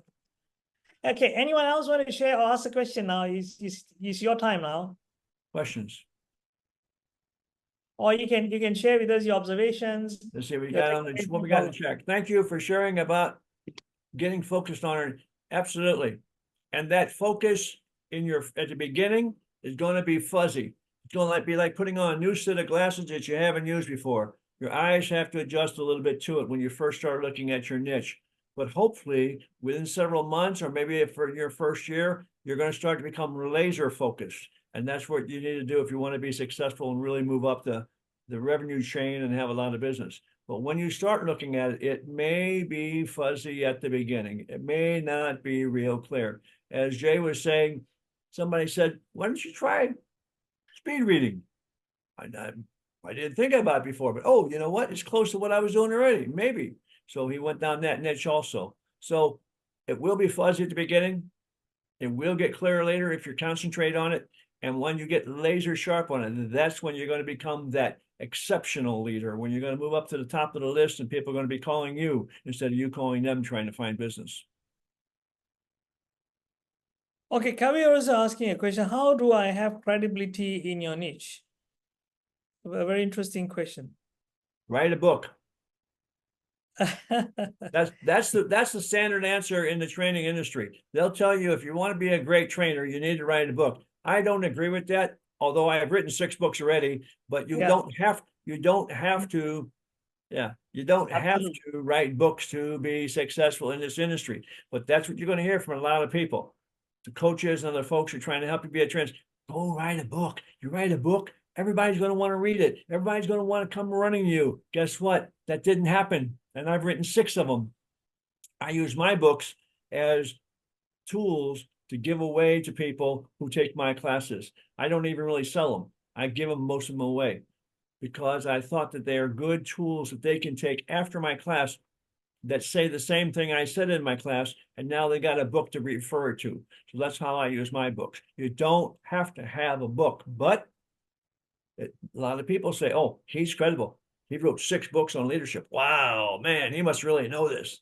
Baloney. Thanks, Michael. You know something? Let me add on to what Michael said. Do you know something? A book can be a double-edged sword. It can, if you do a great job in writing the book, fantastic. If your book sucks, or people say, what kind of book is that? You just lost your credibility. That's right. So people want to hire you, they may say, don't hire him. I read his book, it's terrible. So unless you have reached a certain stage where you feel you have something valuable, something different in what is out there to share, then you write a book. Then people come to you and say, my God, what he said is so new and so wonderful and so illuminating for me that I need this person. Got it? Because I know of trainers, I don't name anybody in Malaysia even, trainers who have written their books, Michael know who I'm talking to, so he's laughing, whose book sucks. If someone told me who's not in the training, they write to say, this one belongs in the Tong Sampah. Can you imagine the trainer, if he or she, and I've got a comment from somebody, I recommended the trainer, and the person I spoke to say, this person, I say, yeah, we don't want him. I say, why? Look at this book, it's trash. I like, okay. Because I don't do the topic, and somebody asking, I say, I know somebody who does this person, showed me the book. He happened the book is this person. I say, yeah, tak mau lah. I say, tak mau, Malay is tak mau. I said, kenapa? Oh, jangan. It seems this trainer, I went to the school and called the students monkey, anjing. And the book he wrote also was like, anyway, just to let you know, I'm not saying, I don't want to downplay anybody. I don't mention names, it's not professional. But the point is, in that case, the book was not good. So another thing is not easy to write a book. If I say, in order to become a credible trainer, write a book, I tell I'm going to turn a lot of you away. The best recommendation I can give on becoming a credible speaker or trainer, and you and I have done this before, after you've done a presentation and it really, really went well, you're very happy with it, make sure that you capture that audience before they leave the building and get 1 or 2 of them to give you a short video feedback to your phone or to your camera. That is worth its weight in gold. The person just teaches your class, they're in love with you. Let them show that love for you to the camera and tell the audience how great you are. You capture that, and that's really helps add to your credibility. Allow me to share one testimonial like this that I captured And this is not now, it was in 2007. How many years ago was that? About nearly 17 years ago. This is my student. Remember, I told you that I had a passion for training kids. And can you all see my video? Can you all hear the sound? Yes. Can, Yeah, okay. you see it. Right. So this is my student. I'm 19 years old this year, and I'm just a brief introduction, right? I'm studying in INTI College. I'm doing electrical and electronic engineering. Next year, I'm going to University of New South Wales in Australia to do telecommunications. And I just got my Astro scholarship. Now, let me tell you a little bit about Joel. Huh? Joel came for my kids program in Genting Highlands, the 4-day camp, the stay-in camp that came with us. And about 6 months later, he got these results. The scholarship that he's showing is worth 250,000 ringgit. And he says he got it because of what he learned from me, and he applied it in his life. So yeah, this is it. I'm gonna get my Astro scholarship, and I'm just gonna go over and study for 3 I'm going to skip a bit. Alright. I mentioned that this thing actually reduced my revision time by 50 to 70%. That was something like more than a month ago. I think now I practically use only 20%. Means like I actually see You see that? He said now he's only spending, and I want you to see in exact terms what he means by that. let's say a D student. Alright. The greatest thing that this program has benefited me is my time. Now, instead of spending, let's say 3 hours a day, I spend something like 20 minutes or 15 minutes a day revision, and I practically just remember everything I need to learn. You heard that? From 3 hours to 20 minutes. Okay. Now I wanted to also see what he says about his position in class. Okay, watch. And yeah, that's what I benefited from this. In INTI College, I'm the number 1 student now for my engineering course. And everything is very, very efficient, very effective, very efficient. Yeah, that will be my testimony. Thank you. Bye. Okay. That's a great way to grab testimonial, and it's a great time to do it as That when. is our company, Success Age. Jay got this later on after it had been done. And if you're lucky, you get that. But a good time to catch the people is before they leave your room or your conference center, and have your camera ready, and only grab 2. You don't need 3, 4, or 5. Get 2 Absolutely. and just show their heart. They say, well, what should I say? Just tell them your name, the class you attended, and what you got out of it. And they're going to say, oh, okay. And they do that. You can always edit it later, but it's a great way to add to your credibility. Yeah, absolutely. In fact, I want to share one more with you people, which is how one of my participants came for. You know, what I want to share with you is that, 1 second, I'll just see if I can get this for you all. Let me stop sharing first.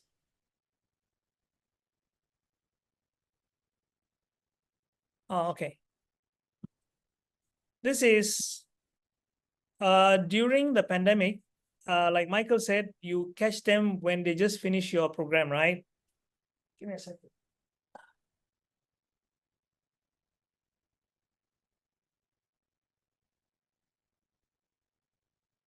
I wanted to watch what one of my participants who came for our coaching program during the pandemic had to say. You see, can you?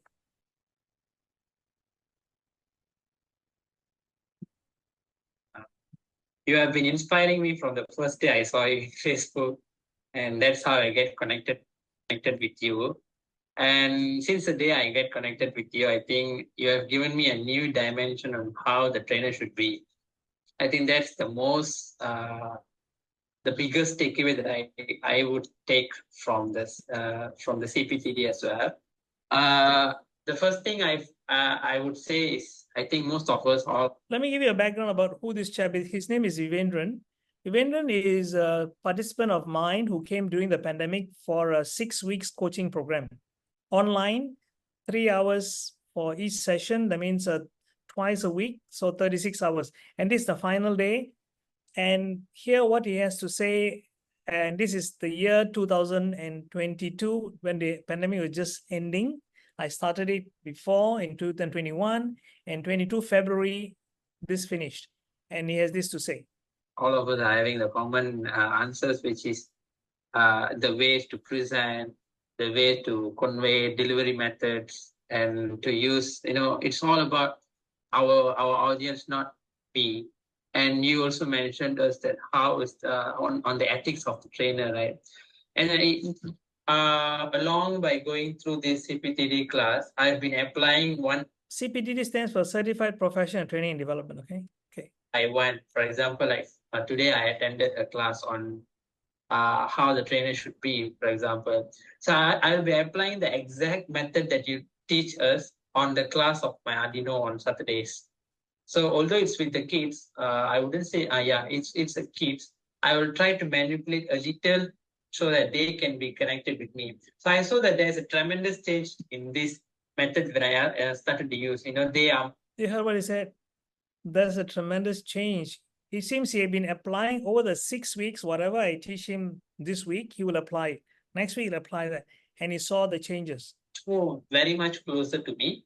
And they actually emotionally connected with me now. So that's how I am connecting with my students. And that's one thing. And the other thing is, which has made me to improve a lot, is actually the piloting technique that he taught us.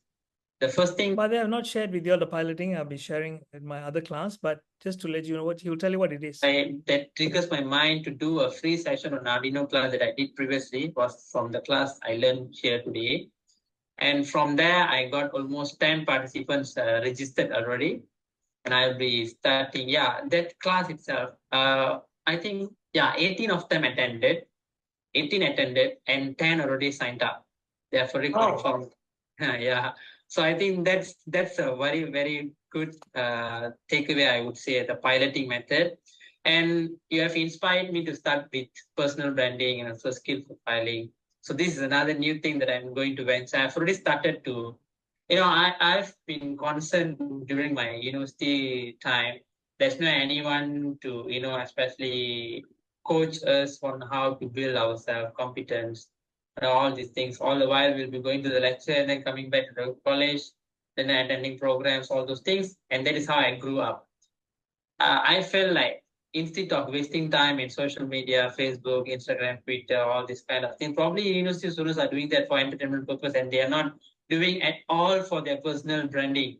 They are not building themselves. And university is the best place for us to fall and come back again, right? And in career, we are unable to do that. If we do that, probably we are going to, fail some sort of consequences. So university is the place where we can build ourselves really. So I thought of trying this personal branding and so skill profiling a venture exactly by using your method. So that is why I mentioned in the group that I want to do this as a free session first, probably with this exact group, to get the feedbacks on how do adults think. And then I'll be connecting all those feedbacks to my improvisation, and then I'll be kickstarting my project as well. Thank you so much, Mr. J. Okay, let me add something for you. The fact that you said that you have a strong reason why you even started this. Okay, I want to Oh, skip a my bit. I want to just share. And I so want to hear this Yeah. lady. Terlalu banyak wording dalam saya punya presentation. But now I dah boleh buat apa tu gambar lebih menarik dan saya lebih rasa confident bila saya nak present dalam keadaan PowerPoint, kita punya presentation slide tu nampak cantik. So bila kita sendiri dapat rasa that spirit, of course kita punya audience pun macam tu. Dan daripada saya dah buat saya punya pilot project actually, tapi saya tak buat free. So bila saya buat free, nanti saya cakap sorang-sorang. So saya kata saya kenakan charge RM30. So saya dapat 10 orang peserta, and that's my pilot project. Dan sekarang ni pun dah ramai yang and thank you Christian, Dr. Vijay. Before this saya tak tahu tentang LinkedIn. Tak pernah tahu. Dan tak pernah sekarang dah mula guna. Saya dah start. Okay, I just want to share that with you all. Now, why I'm sharing that is because Michael and I, that one I did it just Jaya alone. And it did get some results. By the way, the two people you heard just now, they were not making any money before they joined my session. They began to start earning immediately. Within 6 weeks, they already started making money. And now, for the 3 years, I've been thinking about how do I make that session even better, that program. So we are forming what is called, or putting together a program called a CTP, Certified Training Professional. Earlier, that was called Certified Professional Training and Development, but now it's going to be CTP, and that is going to be done by Michael, myself, and another 2 other professionals. That means one is going to be a marketing guru, and I've been searching for the best in the country. I managed to find them. And there's one more branding guru, which is going to be teach people branding. Those people who you heard just now, they were talking about, I teach them branding, which is a somewhat elementary level of branding. But I'm getting the best people to come and work with us. And I'm going to share with that. Now, let's say, ladies and gentlemen, before I go further, I want to ask you all a question. How many of you here would be keen, let's say, if I were to redo what we have done, but on a more elaborate scale, from 6 weeks to 6 months of coaching, how many of you would consider that for yourself? Can I see in the chat, please? How many of you would like to consider this?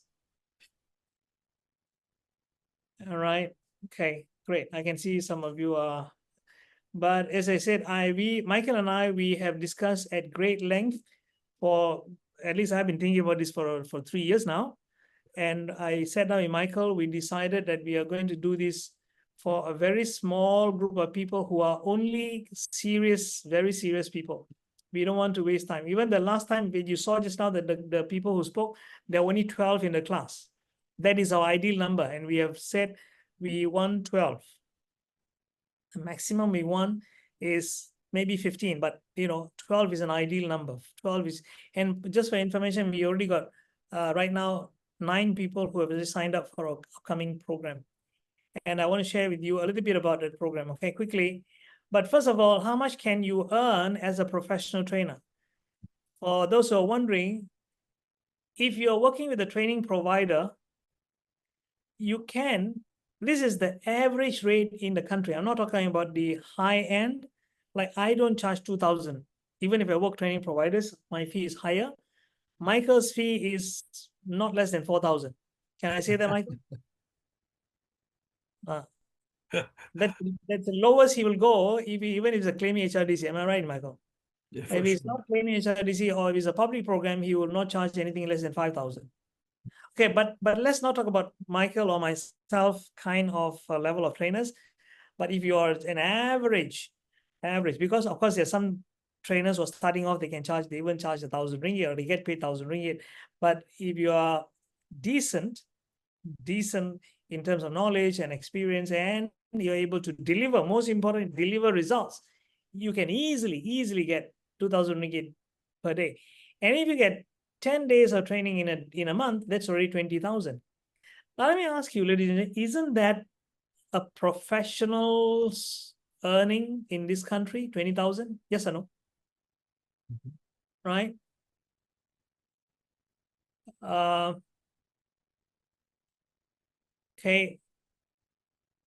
Okay, Afifa, I will talk to you about that. Don't worry about it.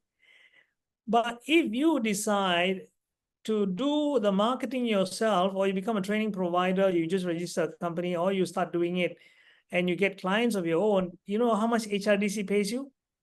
6,000 ringgit per day. If you get 10 days a month, you get 60,000. But let's say you only manage to get 3 days in a month of 6,000 per day. Isn't that good enough? You get 18,000. But even if you get 5 days of working with the training provider, that is half of what is 20,000, is 10,000 per month. All right. Now, this is what is possible. How many of you find these figures exciting? Can I see who would like to say that you find that the earning potential is amazing? Yesterday, just I shared with you, right, how the people who have done like Vivendran and what's the lady's name? I can't remember her name. Noor something. She was already, she said, I suggested them, what percuma? You know what she said? I thought, what percuma? I didn't do it for free. I charged 30 ringgit.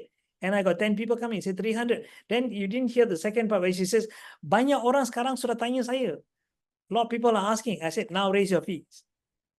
And they're doing public, not even HRDC claim. Ladies and gentlemen, that's what I mean. You see that? And I teach you how to do that. That's because that's the way I started. That's what my first program. Do you know how much I made in my first public program in 1998? 6,800 ringgit in 1998 in March. I can prove it to you. I can prove it to you. I have the documents. I still have the documents from 1998. And let me tell you, I was not coached by anybody. I just had somebody who inspired me.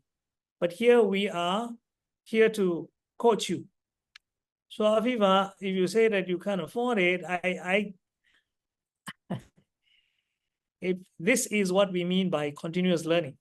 So it's called a Certified Professional Course, or CTP.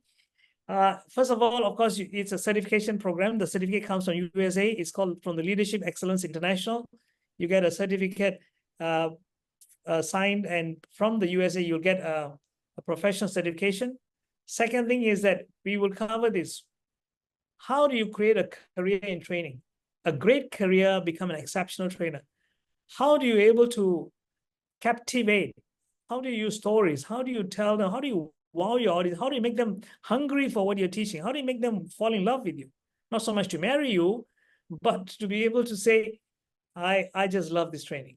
Remember, the exceptional trainer. How do you get paid? Speaking for free is one thing, but speaking for a fee is something that we are talking about here.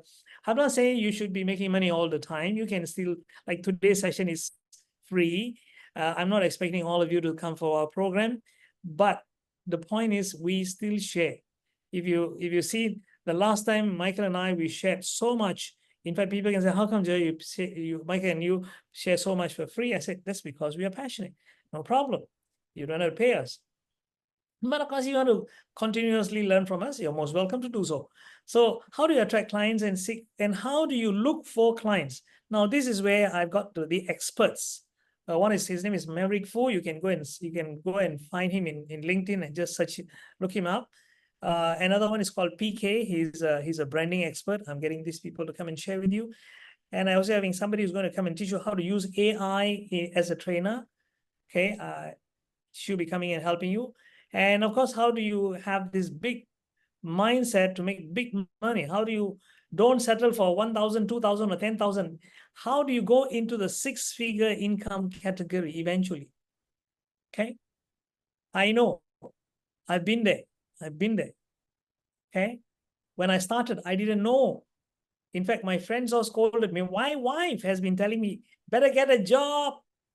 Today, she keeps quiet. She keeps quiet. Why? Because I tell her, what do you want? What do you want to buy? Take it. I bought properties in her name. That means I bought a piece of land in India in her name because she's very happy about it. You know, I'm not saying this to boast, ladies, but what I'm saying is this profession can pay big money if you do it properly. Don't tell the income tax what I just said. Okay. Ladies and gentlemen, another thing is, just now I remember I was asking one of you that you said you do team building, work with us. My company's name is Success Age. Okay, and we are open to work with trainers.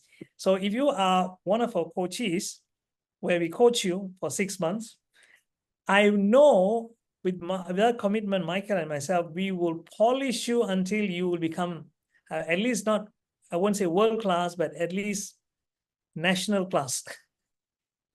You will be one of the outstanding trainers in your niche. That's our commitment for you.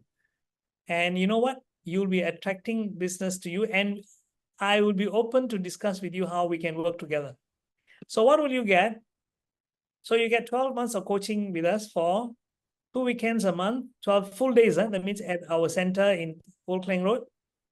If you miss a session or two, we will be recording the full session. You can still, of course, I don't recommend that. But if in case you have something on, it's on 2 weekends, first and third weekend of the month. After that, for 3 months, we have an extended coaching, which is 2 hours per month for 3 months. Then you also get a one-on-one coaching with us. Now you know why we cannot take 30 people. Mike and I will be brain dead. We're going to spend, that's our commitment. We have a one-on-one session with each of you people, each of you to align you, to see what's your problem, why you need to do what, and how do you get to the next level. And then I also give you a free 3 fully developed course materials. Each of these course, I'll tell you what the cost is. And of course, we are now starting, Mike and I are starting our book. Of course, both of us have written books. I have written 1, Michael has written 6. We'll give you some of the books. And now we are also writing a book together. So within 3 months, it will be complete. It will be published. We will be giving you a copy of that. For trainers, it's not on something else. It's for trainers. So what you'll get is the value. If I were to put a dollar value, the 12 days course, I'm not plucking this from the air. There's another person who's doing it in this country and is charging 20,000 for a similar course. I want not the same because they don't have Michael. No, not that, but I know that they are very, very money focused. But fine, they're charging that. Then we also give you the 3 months of extended coaching, which is all the three months. That's valued at 3,000 ringgit. Then the one-on-one coaching for Michael and me, our time is valued at put at 2,000. The fully developed course each, actually the market value is 2,000 each. I can verify this for you if you want. So we give you 3, which is 6,000 ringgit. That means cover PowerPoints and the whole works, huh? And then books, I didn't put a money value on that. Now the total, it comes to 31,000. Okay. So it's only 31,000, ladies and gentlemen. So cheap. All right. But no, we're not going to charge you that. We would like to give you a special offer today. Today offer, which is, I shared with you how much you can make, 30,000 a month, right? Let's say 15 days of training. But for us to get you to there, our fee for you is only 9,987. What if you can make 20,000 a month or 30,000 a month? What is investing 9,987? By the way, our 9,987 comes with a money back guarantee. Meaning, after the first 2 days, you feel that, what Jaya and Michael are saying, I already know this. It's no big deal. It's just some simple stuff. I don't need this. I can make more money on my own. No worries. Just tell us, or you don't want to tell us if you shy. Just WhatsApp to me, Jaya, I want my money back. We'll give it to you. You can text to me or Michael, no problem. This is a commitment to you because we know what we're going to deliver to you is going to be mind-blowing. And most importantly, it's going to be helping you to make big money. And that is why we are offering this to you. So this is what I want to share. But for those of you who said yes just now and want to take up this offer, I know asking you to come on 9,987 can be a bit on the heavy side. Let me tell you 2 things. I have people who have booked my next class. They cannot make it for some reason. They say, Jaya, please reserve a seat for me for your next session. They have paid a deposit. Okay, that's one thing. You know the reason why they paid the deposit is because they told me, how come you're charging so low for this? Okay, you see, look at the perception. For what you're offering, you're charging very low. She's a professional. She knows what I'm charging is very low. And she said, can I book your next session at a discounted fee? I said, okay. So she put a deposit down. Because my next class, whether you like it or not, our fee is going to be 14,987, which is about 15,000 ringgit. Okay, for you people are going to be our first batch going through the 6 months program. The previous one was 6 weeks, right? Okay, because it was slightly lower and not slightly, quite low. But now it's the value that we're going to give you is going to be life-changing. It's going to transform your career, transform your life. That's our commitment, and I'm really excited to do this with you all. But whether you guys join or not, our class is on because we have the numbers already. We already have more or less what we need.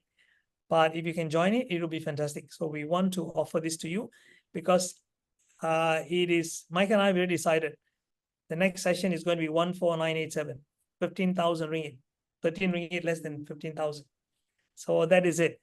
And for y'all who, I'm going to give you guys a link, all right, so that you can register yourself. Let me give me a second. Okay, if you can ask me any question, and for those of you who are signing, I can give you guys a easy payment of 3 months if you need it. If you sign up now and you can give us a deposit, we'll give you an account number and everything. So this is the form to sign up. And do note down my number. Okay, 019 669 3497. This is my number. So if you can give me a second, let me just. That is the link for you to give us your details. So for us to send you all the requirements, the syllabus, and everything is there. Once you register, okay. Because it's very, very intensive. The 12 days is hands-on. You learn by doing, not by listening to us. You will be given a lot of assignments. In fact, yesterday, Mike and I, we fine-tuned. We spoke about the assignments that are going to be done. It is not like any course in the world right now. This is going to be the most comprehensive you can find on the planet for trainers. We are not going to leave anything behind. Nothing is going to be left for you to figure out. We have figured out everything that a trainer knows, and we've given it to you. All right. Michael is giving you his number and also his website. Right. Anything you want to ask me or Michael on this? You can ask us any question you have on what we have just discussed, or you can ask us about the program itself. How many of you now that you know I have given you everything, the A to Z and the fees, how many of you are still saying, yes, we want to go for it, and I want to change my life, and you trust us? Anyway, you don't have to trust us. You can, since I give you money back guarantee, you say if you feel what we have shared with you today is valuable, and you believe that this can transform your life, you want to go for it. Can I see how many of you would like to do that? Anybody here? Okay. Looks like Michael, you and I are going to be attending the course just ourselves. Yes, and Okay. and just a note for some of these people. I know that I'm American, and when I went through this, it's been almost 15 years ago.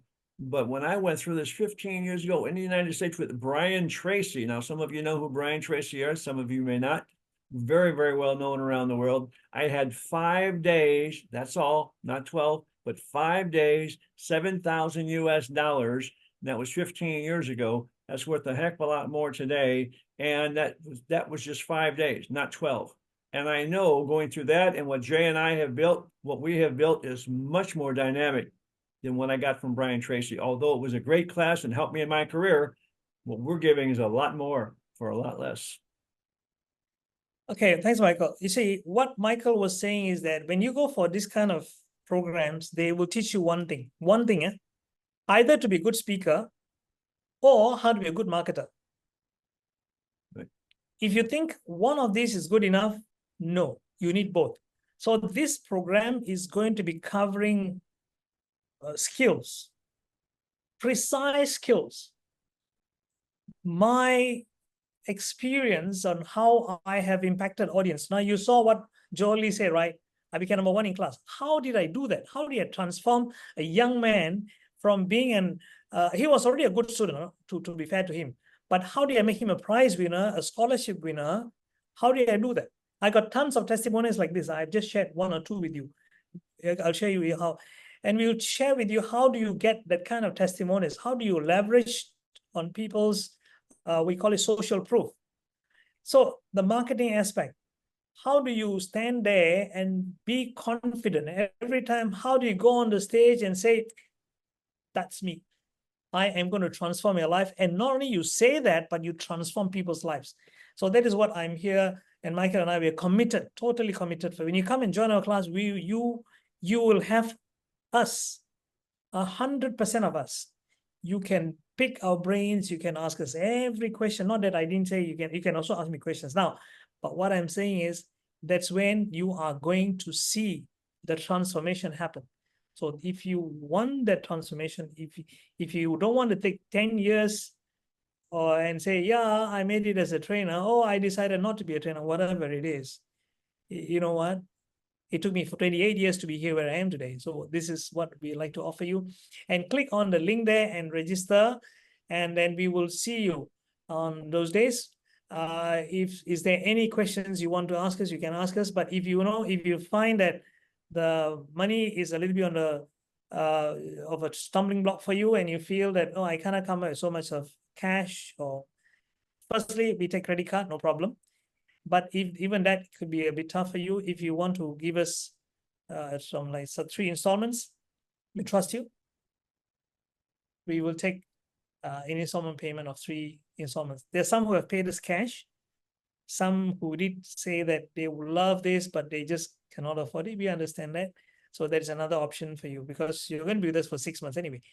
So ladies and gentlemen, if no other questions from you, any of you, anything at all? Anything? Anyone ask me about the program, what it covers and all that? Right. Okay. Right. Okay. It's the price again. If you want to see the price again, it's 9987, Eliza. Yeah, you can go and register, and I'll send you all the details, every detail that you want. Okay, I'll just give you the link one more time. If you click on that link, you will be able to see the form. The form has all of the detail, because when we get your details there, when you fill it in, we will send you an email, WhatsApp, or whatever it is you want. We will send you all the details, including the price, the precise lessons in each of the days. You will see the whole syllabus. We are not going to, we're not hiding anything. We give you exactly what a trainer needs. You will see. Some of the people who read that, they say, Jay, your program is so comprehensive. I say, of course it is. We want to give you something comprehensive. We don't want to give you some kind of a shoddy thing, which you can figure out yourself. That's not our intention. Our intention is to give you the best, totally the best. Our commitment to you is, I can't tell you. You know how much I'm putting, Michael and I, how much effort we're putting into this. In fact, frankly, even if 15 people turn out, it's the amount of effort I'm putting into this. I can make more money by doing my other programs. Seriously. And I'm sure Michael also will tell you that, because we are putting in, but we say, never mind, Michael, let's do this at this fee for these people who are coming, because I believe we can help the people. Yeah, You see, Jay, this is an opportunity for you and I to give back. And for those of you in the audience, if you volunteer at a food bank or somewhere else, a church or school where you're actually helping people, if you do that, you know the feeling that when you help other people, you're helping yourself. Positive endorphins run through your head and give you a feeling of satisfaction and feeling good because you helped someone. Well, guess what? Jay and I, we want to help. We want to see you be successful. We want to see you get on that stage and knock their socks off. People are going to say, that's a great trainer. She did a super job. He was wonderful. I learned a lot. When we hear and see that coming from you, people talking about you, we're going to be so happy. I don't know what we're going to do, Jay, but we need to celebrate because we're going to be damn happy when that happens. These people can do Absolutely. it. It's just we want to help them get there. And I'm not sure there's a lot of other people in Malaysia or any else in the world who want to really help you get there. Most of them want to be competitive with you and hope you don't get ahead of them. Well, Jay and I are already there. Come join us. You're going to find out how to do it. Absolutely, Michael. What Michael resonates with me so much because remember when you saw Joel Leaves show the testimonial on the last day when he came for my 4-day camp, I remember I told you I had tears in my eyes. He's one of those students in my class where I had tears in my eyes because I know I've impacted those students. The money is all right, but money cannot buy the feeling that I got. And that's what I want to see for you people as well. When you finish the last day of the 6 days coaching and you say, Jaya, and Michael, you have really changed my life. That would be really worth the effort that we're going to put in, not the money that you're going to invest in it. It's comparatively not much. You know why I say this? Let me share this. The camp that Joel came for in 2007, he paid 2,388 ringgit. Okay, yeah, that is for 4 days. Now I'm going to give you 12 days. 12 days. Now you multiply that by 3, it's already what? 7,000, 8,000 ringgit. That's from 2007. Why didn't he give him the extra coaching? You see or not? How much personally I can make even without, and our camps all 20 people, 20 to 30 people, my camps. You just do your maths. That's how many I can make in short time. So the time that Michael and I put together, the amount of preparation for this is tremendous. It took me 3 years. Michael, can I be talking about this for how many months now? Last October, I believe. Been almost a It's- year in the making. It's about a year now. With Michael, me alone thinking about this was from 2022. After I finished that last session you saw with Vivendran. So this is the kind of commitment that we're having for you all. And so I really, really hope that you all can take advantage of this because I can tell you this opportunity would not come again. Even if it comes, Michael and I, we already decided which countries we're going to take this program to. Okay, we are discussing about, Michael, we're going to go to, just to let you know, we want to take this out of Malaysia to Singapore, Philippines, and a few other countries because we know people are hungry for this. People don't know how to train. They don't know how to impact people. They don't know how to become a millionaire in training. And we can show you that. So ladies and gentlemen, with that, I would like to say thank you again one more time. And if you guys have, when the program will start. Okay, the program will start. Oh, sorry. The program will start on the 5th and 6th of October. The dates are fixed. See, it's like this. First and third weekend of every month for 2 days. 2 days, 2 days, so 4 days a month. And it will end in December, the first 3 months. After that, from January onwards, it will be 2 hours. I'm still deciding on the date, but it'll be the evening like this, 2 hours. Let's say on second Monday or something. It'll be a specific day. I put second Monday, but we'll decide based on the majority or what they want.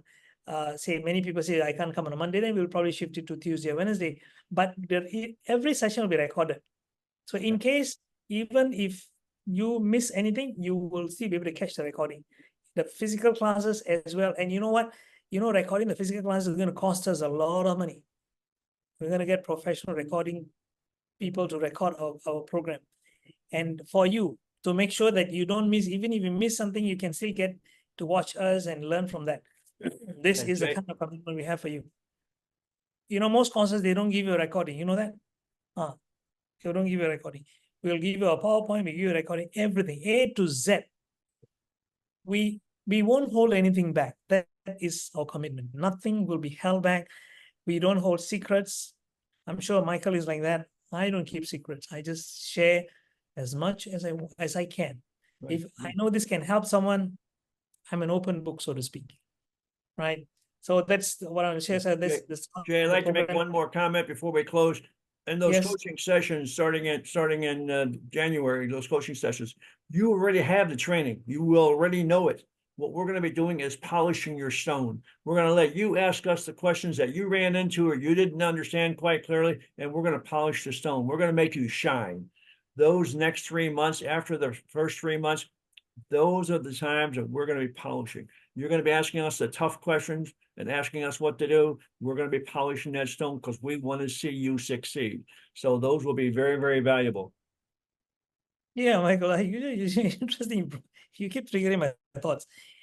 You know, ladies and gentlemen, last time in the year 2004, I had a TV, I appeared on TV2. I had 4 sessions on TV2. TV2 paid me to speak on TV, yeah? And it's called Motivation on 2. And one of my topics for the 4 sessions was diamond in the rough. Right. You know what that means? I asked the question, do you think if you see a stone in a river, in a riverbed, you look at it, do you think you recognize a diamond as it is? You wouldn't. The diamond gets its value after it is cut and polished. So Michael and I, our job is to polish you. You could be a diamond. Everyone has this in us. When you're born to this, in this earth, you have the potential for greatness, ladies and gentlemen. It's nothing unique. Michael and I, we are not born special. Definitely, I was not born special. I didn't even have what it takes. I was a shy person, I told you. But I had to polish myself and polish myself. I can tell you some of the stories, you know, it'll be heartbreaking for you until I got to where I am today. So you too would need that polishing. If you believe this, then this is the course for you. But if you think that you can make it on your own, you know, I can shine on my own, well, can. It will take a long time for you to polish yourself. But we are here to help you. Thanks, Michael, for that. You know, it just triggered my thought. It's a very good analogy. So, ladies and gentlemen, thank you for the time. Thank you for coming. I would like to wish you all the best. Those of you who have signed up, thank you very much. If you have not, no problem. It's okay. Hopefully the next time. And I would look forward to seeing you all in the class. If not as well, I'm sure our paths will cross. If those of you following my Facebook, you will see I'll be posting once in a while. But you're most welcome to still ask me any doubts you have. Not only to say, oh, Jaya, I didn't sign up for your course. No. Don't have to worry about it. You can still drop me a WhatsApp. You can still ask me any doubts you have. I'll still give you, those who want my ebook, regardless whether you sign up for my course or not, I still give it to you. That is that's my nature. I love to share if I can. If whoever asks, I'll give, no problem. That's the way the world works, right? I've never been they say, I've never been shortchanged because I've helped someone, even for free. So that's so I'll give you my number one more time. Just reach out to me for the book. But if you miss my number, no problem. You can still write to that number that you got a message today from. This is my number 019-669-3497. And so this is it. So with that, ladies and gentlemen, thank you very much for coming, and adios. Take care. We'll see Have a you. nice day. We'll see you in class. Yes, of course. Those of Bye-bye. us signing up, we'll see you in the class. Bye-bye. Hey, Mora, Eliza, Simon, Izati, Vignesh, and Afifa, and Banu and Aisha, thanks for staying on until the end of our session. I know it has been a long day for you all and long night as well, and I appreciate your presence. Look forward to seeing you all in the class.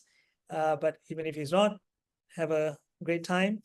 I wish you all great success as a trainer, and all the best. Bye-bye, everybody. Much. Sure. Bye.